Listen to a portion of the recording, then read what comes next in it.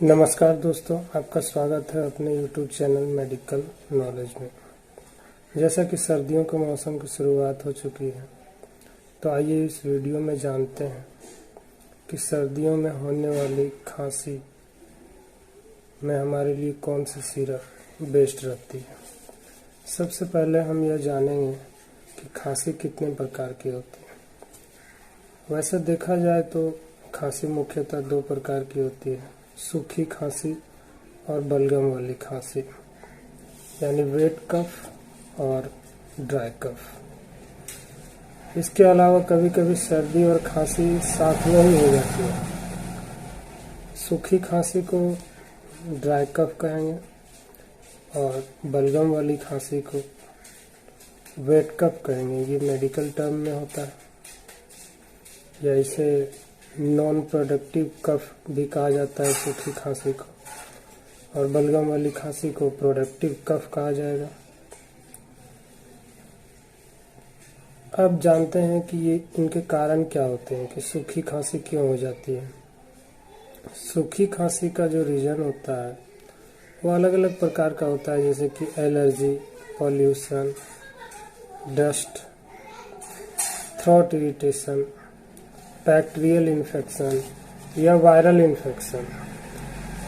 यानी कि एलर्जी के वजह से भी सूखी खांसी हो सकती है, पॉल्यूशन के वजह से भी हो सकती है, या गले में किसी तरह का इरिटेशन हो जाए तो उससे भी सूखी खांसी आ सकती है, या किसी तरह का बैक्टीरियल या वायरल इन्फेक्शन हो जाए तो उसके कारण भी सूखी खांसी हो सकती है। लेकिन बलगम वाली खांसी जो होती है, जिसे गीली खांसी कहते हैं या वेट कफ कहते हैं, ये मोस्टली कोल्ड और कफ की वजह से होती है। इसके अलावा इसमें भी बैक्टीरियल और वायरल इन्फेक्शन जिम्मेदार होते हैं। गीली खांसी में ब्रोंकाइटिस के भी लक्षण दिखाई देते हैं, यानी कि फेफड़ों में जो ब्रोंकाई होते हैं हमारे, उसमें सूजन आ जाता है। निमोनिया में भी गीली खांसी होती है, या किसी पेशेंट को अस्थमा हो तो उसमें भी जो खांसी होती है वो भी प्रोडक्टिव कफ ही होता है। यहाँ तक तो हमने समझा कि सूखी खांसी किसे कहेंगे और गीली खांसी किसे कहेंगे। अब हम जानते हैं कि ड्राई कफ यानी सूखी खांसी के लिए कौन सा सिरप बेस्ट होता है।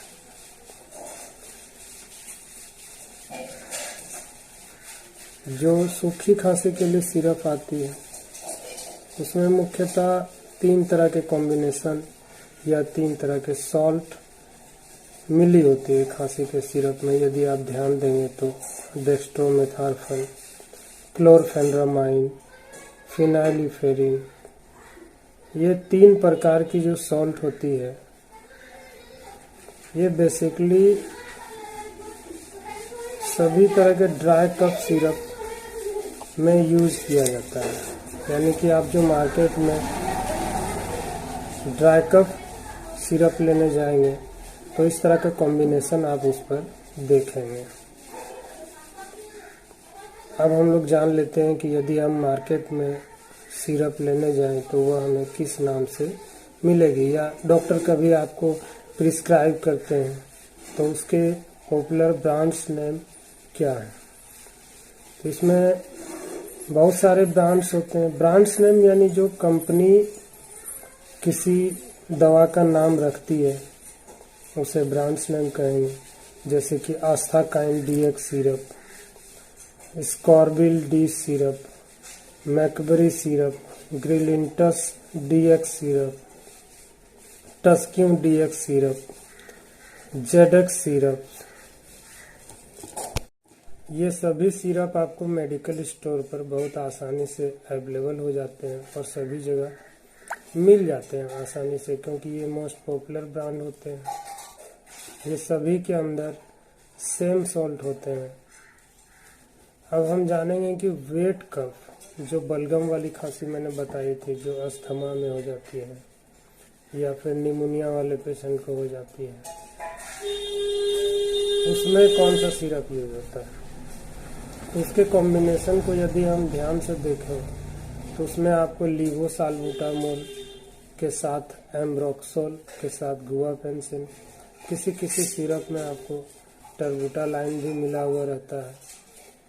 ये सब उनके कॉम्बिनेशन हो गए। आइए हम देखते हैं अब इनका ब्रांड नेम, जिस नाम से ये मार्केट में आपको मिल जाते हैं। तो इसमें पॉपुलर ब्रांड्स हो गए आपके आस्थाकाइंड सिरप, एम्ब्रोडिल एलएस सिरप, स्क्रोलिल एलएस सिरप, जीरोटस एक्सपी सिरप।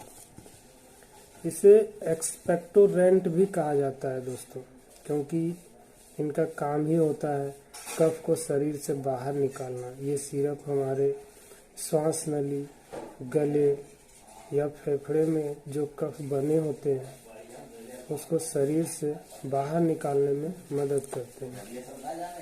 इसके अलावा कुछ और भी वेट कफ सिरप हो सकते हैं जो आपको मिले, जैसे कि ग्रिलिंटस बीएम सिरप, मैकबरी एक्सटी सिरप। ये सारे वेट कफ फार्मूला है जो बहुत ही पॉपुलर ब्रांड है। ये आसानी से आपको मार्केट में मिल जाते हैं। तो इस प्रकार हमने जाना कि ड्राई कफ के लिए कौन सी सिरप बेस्ट रहती है, वेट कफ के लिए कौन सी सिरप बेस्ट रहती है।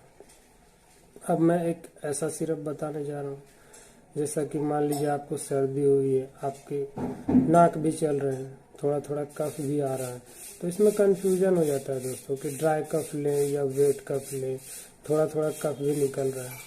तो ऐसी स्थिति में आप मैकबरी सिरप का यूज कर सकते हैं, जिसमें ड्राई कफ फार्मूला के साथ एम्ब्रोक्सोल भी मिला रहता है। यानी वो ड्राई कफ फार्मूला तो है ही, साथ में यदि हल्का कफ भी आ रहा है तो ये उसको भी ठीक कर देगा।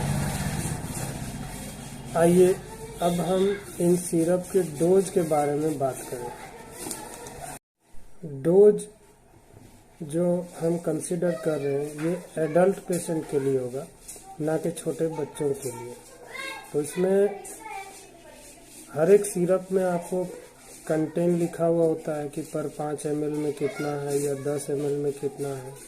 जनरली देखा जाए तो 5 से 10 ml दिन में 2 से 3 बार लिया जा सकता है, या फिर पेशेंट के ज़रूरत के अनुसार डॉक्टर उसको प्रिस्क्राइब करते हैं। और यह जो दवा है ज़्यादातर खाने के बाद ही ली जाती है। यदि इसे पहले भी लिया जाए तो कोई दिक्कत, कोई समस्या वाली बात नहीं है। इसका ड्यूरेशन ऑफ थेरेपी यानी कितने दिनों तक लेनी चाहिए, तो यह 3 दिन से लेकर 5 दिन इसका ड्यूरेशन होता है, और कभी कभी 7 दिन तक भी दिया जाता है। दोस्तों, जब भी यह सिरप दिया जाता है या कोई डॉक्टर आपको प्रिस्क्राइब करते हैं तो डॉक्टर द्वारा कुछ टैबलेट्स भी दिए जाते हैं जो एंटीहिस्टामिनिक्स या एंटीबायोटिक्स हो सकते हैं, ताकि खांसी जल्दी से जल्दी ठीक हो जाए। ये डॉक्टर आपके बीमारी के अनुसार, आपके कंडीशंस के हिसाब से प्रिस्क्राइब करते हैं। एंटीबायोटिक्स को कभी भी अपने मन से नहीं लेना चाहिए, क्योंकि ये CDLH ड्रग्स होते हैं। डॉक्टर जब आपको प्रिस्क्राइब करें तभी आप इसको ले सकते हैं। तो ये थी जानकारी दोस्तों, सूखी खांसी, गीली खांसी यानी ड्राई कफ और वेट कफ के लिए आपको कैसी लगी प्लीज़ कमेंट करें। और इसी तरह के ढेर सारी स्वास्थ्य से संबंधित, दवाओं से संबंधित जानकारी के लिए मेरे YouTube चैनल को सब्सक्राइब करें तथा अपने दोस्तों में इसे शेयर भी करें, ताकि सभी लोगों तक सही जानकारी मिल सके। धन्यवाद।